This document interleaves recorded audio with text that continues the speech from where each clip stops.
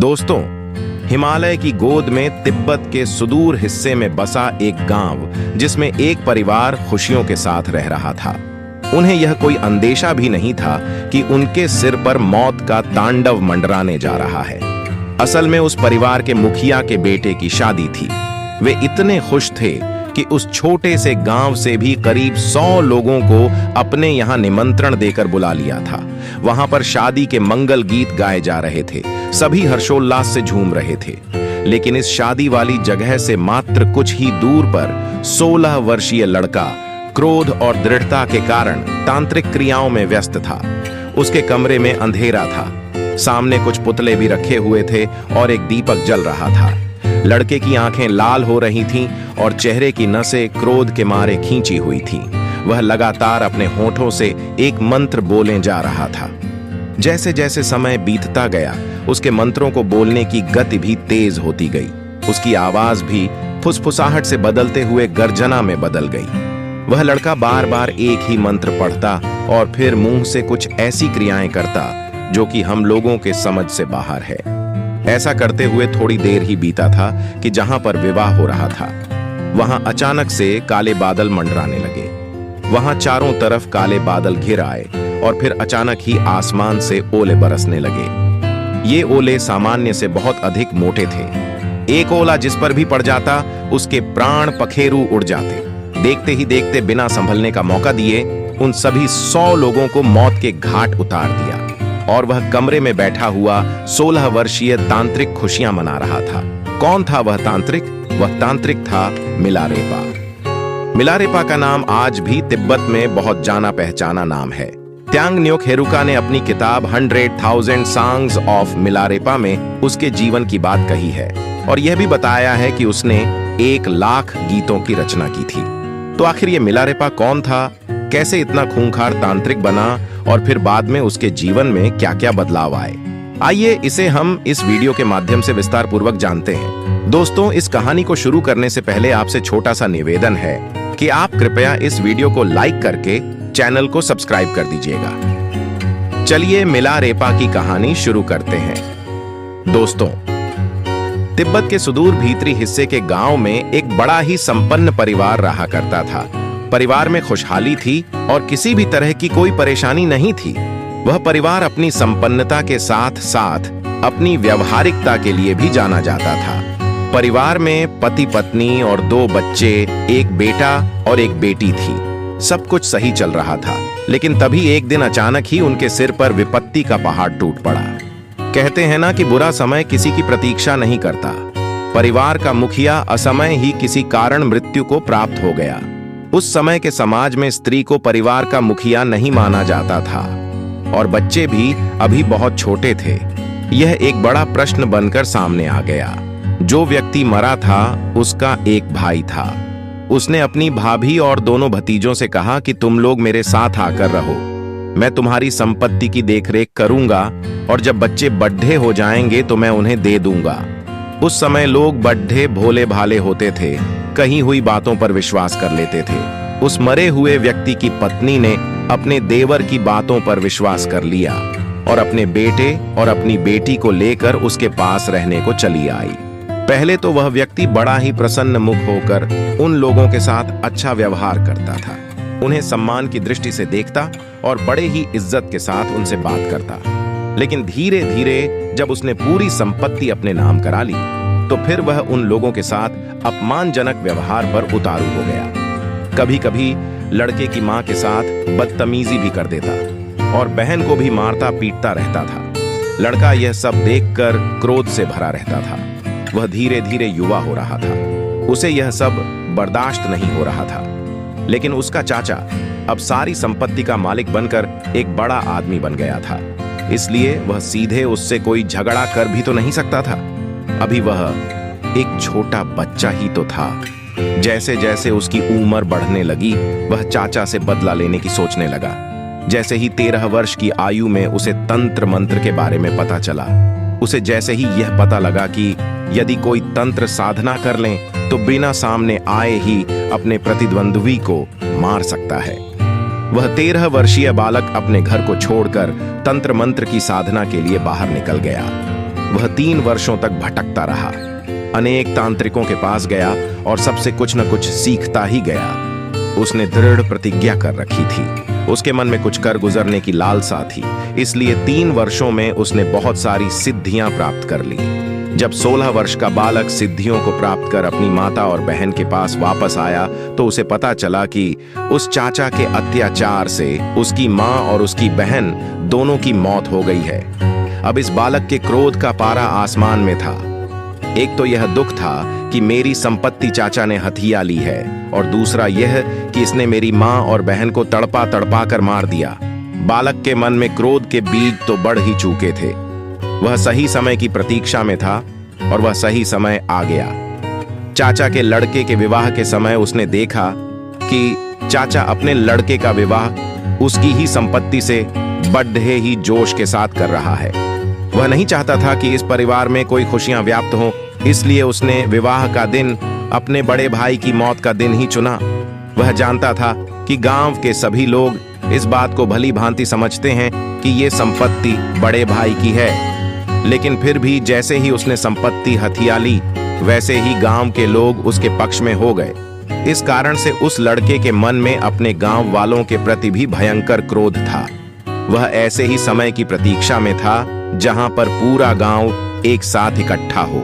लड़के की शादी में जब उस चाचा ने पूरे गांव को निमंत्रण दिया तो वह इतना संपन्न था कि कोई भी उसके निमंत्रण को ठुकरा नहीं सका, और लड़का उसी दिन अपने तंत्र विद्या से ओले बरसाकर उन सभी को मार डालता है। जब लड़के ने अपनी तांत्रिक विद्या से उन सभी को मौत के घाट उतार दिया, पहले तो उसे बहुत सुकून मिला, लेकिन धीरे धीरे समय गुजरने के साथ ही उसका मन पश्चाताप और ग्लानि से भरने लगा।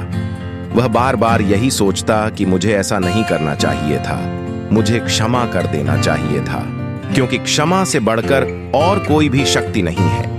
वह इस ग्लानि में गलता हुआ अपने हृदय को समझाता बुझाता, लेकिन जब उसकी ग्लानि की सभी सीमा पार हो उठी तो वह उचित गुरु की तलाश में निकल पड़ा। वह अध्यात्म को पाना चाहता था, क्योंकि तंत्र विद्या में उसे सुकून नहीं मिल रहा था।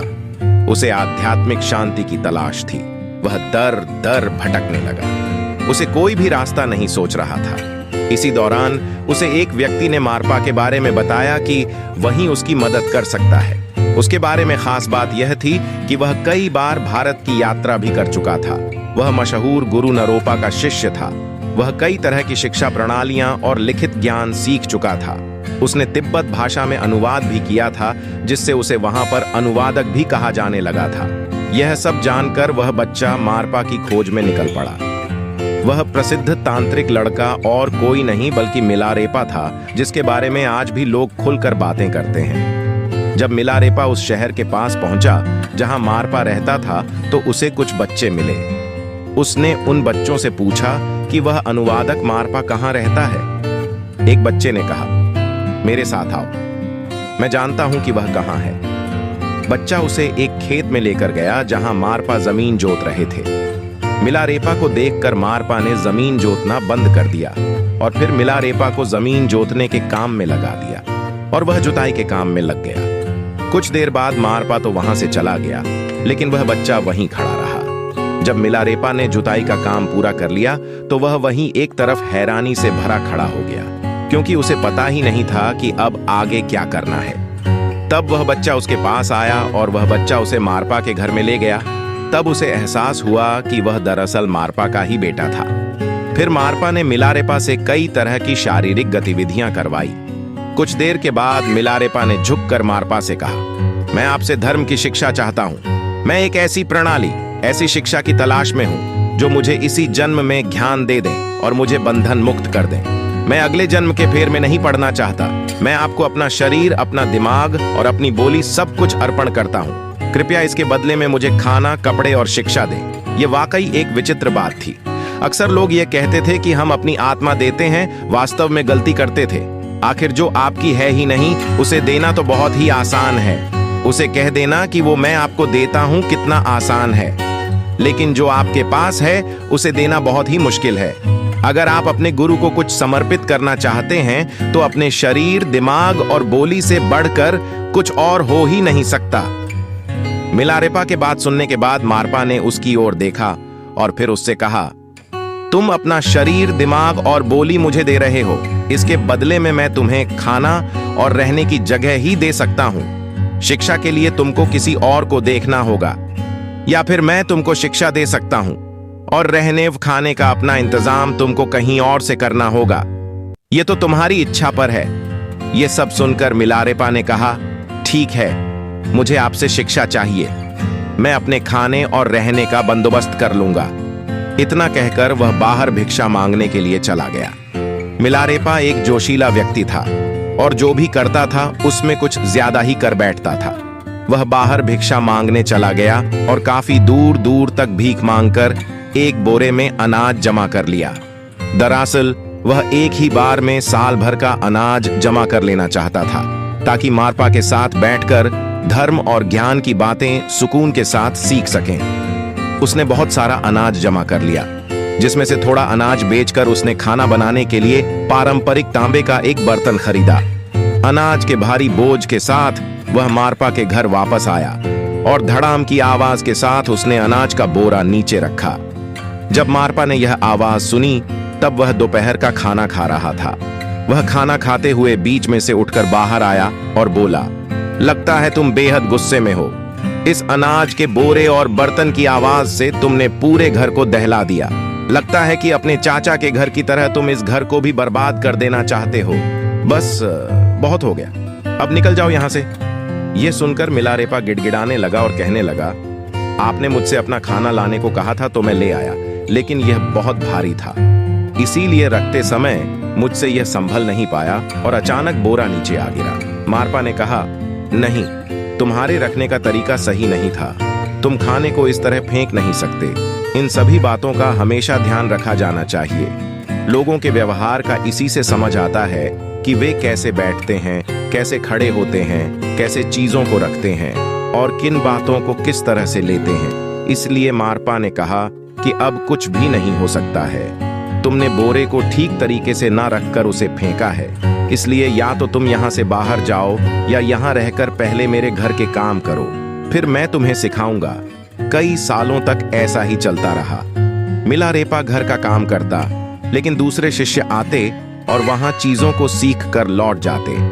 मिलारेपा को ना तो कोई शिक्षा मिली और ना ही कोई सीख।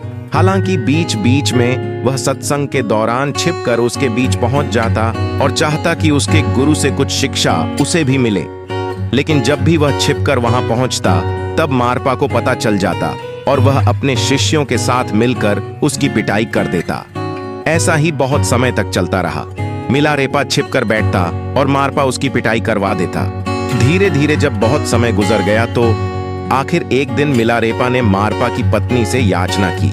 मारपा की पत्नी मिलारेपा के प्रति एक मां की तरह सहानुभूति रखती थी। उसने मारपा से कहा कि आप इसे कुछ सीखा क्यों नहीं देते? ये बहुत समय से हमारी सेवा कर रहा है। अपनी पत्नी की बात को सुनकर मारपा ने कहा कि यदि यह मेरे बेटे के लिए एक 3 कोने वाला घर बना देगा तो मैं इसे अवश्य ही शिक्षा दे दूंगा, लेकिन शर्त यह है कि इसे घर को अकेले ही पूरा करना है, उसमें किसी की भी सहायता नहीं लेनी है। मिलारेपा यह सुनकर शर्त को मान गया और घर बनाने में लग गया। उसने दिन रात एक कर दिया। उसने अपने मेहनत से 3 कोने वाला घर कुछ ही महीनों में बनाकर तैयार कर दिया। हालांकि इस दौरान उसका शरीर बुरी तरह से थक गया था और शरीर जगह जगह से जख्मी भी गया था, लेकिन जैसे ही 3 कोने वाला घर बनकर तैयार हुआ तो मारपा ने कहा, मुझे यह घर अच्छा नहीं लग रहा है। अगर इसमें 4 कोने होते तो बराबर दिखता। मिलारेपा फिर से अपने काम में लग गया। कुछ महीने के बाद उसने 4 कोने वाला घर बना दिया। फिर मारपा ने कहा, यदि इस घर की छत 16 फीट ऊंची होती तो और अच्छी बात होती। मिलारेपा एक बार फिर से अपने काम में लग गया। वह काम पूरा करता और मारपा उसे कुछ दूसरा काम बता देता। इसी बीच यह भी चलता रहा कि मिलारेपा छिप छिप कर सत्संग सुनने की कोशिश करता और उनके शिष्यों द्वारा पीटा भी जाता और बाहर आ जाता। जब मिलारेपा ऐसा करते हुए बहुत समय व्यतीत कर देता है तो एक दिन गुरु की पत्नी के पास जाता है और कहता है कि मेरी उम्र अब ज्यादा होने लगी है, लेकिन फिर भी मुझे कोई ध्यान नहीं मिला है। अब आप ही कुछ कर सकती है। तब गुरु की पत्नी ने एक दूसरा उपाय निकाला। उसने एक चिट्ठी तैयार की और मारपा के हस्ताक्षर करके मिलारेपा को देते हुए कहा, इसे लेकर तुम एक भिक्षुक के पास चले जाओ, वह भी तुम्हें आध्यात्मिक शिक्षा दे सकता है। बस उसे यह कहना कि मेरे गुरु ने यह चिट्ठी दी है, जिसके कारण वह तुम्हें शिक्षा दे सकते हैं। भिक्षुक चिट्ठी पढ़कर मिलारेपा को शिक्षा देने लगा, लेकिन वह जब भी कुछ सीखा था, मिलारेपा के मन में कुछ जाता ही नहीं था, शिक्षा का कोई प्रभाव नहीं पड़ रहा था। तब भिक्षुक ने कहा कि ऐसा पहले कभी हुआ ही नहीं, जरूर तुम्हारे साथ कोई दिक्कत है। तभी वहां पर मारपा भी आ गया। उसने भिक्षुक को फटकारते हुए कहा कि मेरे द्वारा दीक्षा दिए जाने वाले शिष्य को तुम किस तरह से शिक्षित कर सकते हो, यह गुरु धर्म के विपरीत है। तब भिक्षुक ने वह चिट्ठी दिखाई और कहा कि यदि यह चिट्ठी तुम्हारी नहीं है तो यही वह गलती है, जिसके कारण मिलारेपा कुछ सीख नहीं पा रहा है। जब मारपा के सामने मिलारेपा का झूठ प्रकट हो गया तो मिलारेपा के मन में बड़ी ग्लानि हुई। वह अपने हृदय में इतना गल गया कि आत्महत्या के विचार से वहां से चला गया। मारपा ने अपनी पत्नी और उस भिक्षुक से कहा, मैं उसे बहुत समय से इसलिए नहीं सिखा रहा था क्योंकि उसके मन में अहंकार था। वह बार बार चोरी छिपे ज्ञान भी लेना चाहता था। वह निश्चल हृदय का नहीं हो पाया था। हालांकि आज उसको जब ग्लानि हो रही है तो उसका हृदय पवित्र हो गया है। अब मैं उसे अवश्य ही शिक्षा दूंगा। तब वह मिलारेपा को खोजकर उसे वापस लाया और शिक्षा देने लगा। कुछ समय के बाद मिलारेपा जब पूर्ण रूप से शिक्षित हो गया तो मारपा ने उससे कहा कि अब तुम डाकनी साधना करो। एक कमरे में बैठकर दिए गए मंत्र के साथ तुम डाकनी का ध्यान करो। मिलारेपा ऐसा ही करने लगा। अब 3 दिन बीत गए। कमरे का अंधेरा और मिलारेपा का वह मंत्र, केवल ये ही 2 उसके साथी थे। मंत्र पढ़ते हुए वह बार बार डाकनी का ध्यान करता। तीसरे दिन के अंतिम पहर में डाकनी वहां पर प्रकट हुई। कुछ लोग कहते हैं कि स्वप्न में आई, लेकिन जो भी था, डाकनी मिलारेपा से बात करने लगी। मिलारेपा से बात करते हुए डाकनी ने कहा कि तुम अपने गुरु से कहो कि उसके पास जो भी शिक्षा है, जो आखिरी शिक्षा है, वह भी तुम्हें दे दें। तुम्हारी शिक्षा में केवल एक कमी है, जिससे तुम अभी पूर्ण भी नहीं हुए हो। मिलारेपा डाकनी की बात सुनकर अपने गुरु के पास गया और वहां पर जाकर उसने कहा कि गुरुजी, आपने मुझे एक शिक्षा तो दी ही नहीं। डाकनी कह रही है कि तुम्हारे पास एक शिक्षा का अभाव है। यह सुनकर मारपा ने कहा कि मैंने जितनी भी शिक्षाएं पढ़ी हैं वह सब तुम्हें समर्पित कर दी हैं। अब मेरे पास ऐसी कोई शिक्षा नहीं है जो मैं तुम्हें दूं। लेकिन डाकनी की बात गलत तो हो नहीं सकती है। जरूर इसके पीछे कोई ना कोई कारण होगा, इसलिए हमें अपने गुरु के पास चलना चाहिए। यह कहकर मिलारेपा को साथ लेकर भारत में नरोपा के पास चला आया। नरोपा ही मारपा के गुरु थे और बहुत पहुंचे हुए आध्यात्मिक व्यक्ति थे। नरोपा ने जब मिलारेपा और उसके गुरु की बात सुनी तो नरोपा बड़े प्रसन्न हुए और उन्होंने वह आखिरी विद्या मिलारेपा को दी। उसके बाद नरोपा ने मारपा से कहा कि तुम पढ़ने में बहुत अच्छे थे, तुम में भी आध्यात्मिक शक्तियां हैं, लेकिन मिलारेपा, जितनी दृढ़ता तुम्हारे अंदर नहीं है, इसी कारण मैंने तुम्हें आखिरी विद्या नहीं दी थी। मुझे योग्य शिष्य की तलाश थी और वह योग्य शिष्य मिलारेपा निकला। कहते हैं कि उसके बाद से मारपा, जो कि अधिक वृद्ध था, वह मिलारेपा का शिष्य बन गया। यानी कि जो पहले गुरु था वह अब शिष्य बन गया और मिलारेपा भारत से अध्यात्म की पूरी शिक्षा लेकर वापस तिब्बत चला आया। फिर उसने तंत्र मार्गों को छोड़कर के गीत लिखे, संत भी बना और भक्ति में लीन हो गया। त्यांग नियोक हेरुका की किताब 100,000 Songs of मिलारेपा इस बात की पुष्टि करती है कि मिलारेपा ने अपने जीवन में 1 लाख गीतों की रचना की थी। इस कारण उसे संत कवि कहा जाने लगा। लाइफ ऑफ मिलारेपा किताब में भी मिलारेपा के गीतों का वर्णन है। दोस्तों, ये एक ऐसी कहानी थी जिसमें एक तांत्रिक तंत्र विद्या के ऊपर अध्यात्म साधना को तवज्जो देता हुआ अपना जीवन पूर्ण करता है। दोस्तों, ये कहानी आपको कैसी लगी कृपया कमेंट करके जरूर बताएं और चैनल को सब्सक्राइब जरूर कर लेना ताकि हम आपके लिए नई नई कहानियां लेकर आते रहे। मिलते हैं अगली कहानी के साथ, तब तक के लिए नमस्कार।